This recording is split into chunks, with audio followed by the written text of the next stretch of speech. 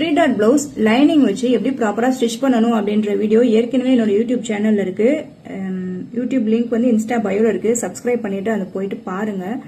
ப்ராப்பரா மெஷர்மெண்ட் எடுத்து கட் பண்ணி ஸ்டிச் பண்ணுன்ற வீடியோ நான் அப்லோட் பண்ண போறேன்.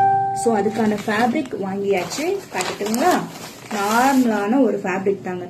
நமக்கு டெய்லி தைக்கிறதுக்கு வரும் இல்லையா, கொண்டு வந்து கொடுப்பாங்க இல்லையா, அந்த மாதிரி ஒரு ஃபேப்ரிக் தான். லைனிங் இல்லாம இதை எப்படி ஸ்டிச் பண்ணணும் அப்படின்றத நான் உங்களுக்கு அப்லோட் பண்ண போறேன். இதோட ஒர்க் வந்து மண்டே ஸ்டார்ட் ஆகுது. மண்டே ஸ்டார்ட் பண்ணிடுவேன்.